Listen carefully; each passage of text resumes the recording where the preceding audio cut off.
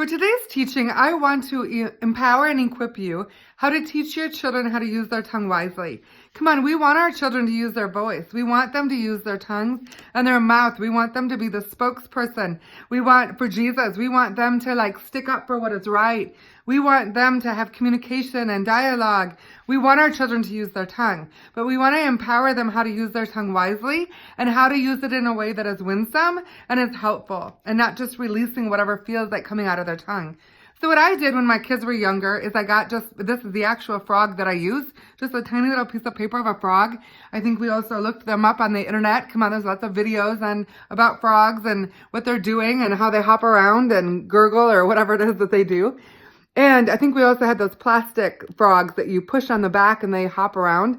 So come on, joy broke out in our home and we were just talking about frogs.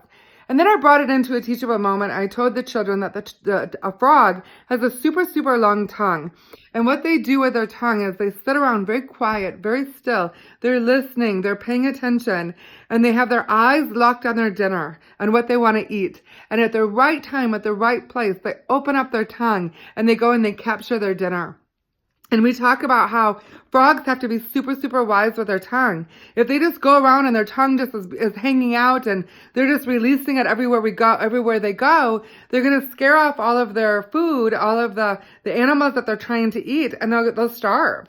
And so it's just such a great lesson, and you need to use your tongue wisely. And I love that a frog sits and listen, waits and watches before they release their tongue. And I just think that's such a good thing for children to understand, that there's a time and a place to watch and listen before you release your tongue. So anyways, in the days ahead, when your children are coming and they're tattletaling, when they're using tones that are not pleasant, when they are, I would use this terminology with my kids, I would say you're foaming at the mouth, like you just blah, all this stuff is coming out. When your children are doing that, all you have to do is put your hand on their shoulder and just say, oh, remember the teaching on the frog. It doesn't sound like you are using your tongue wisely right now. And help them make the connection between, I'm able to use my tongue, I have the freedom to use my tongue, but I might not be using it so wisely right now. All right, be blessed. I hope that one encourages your family.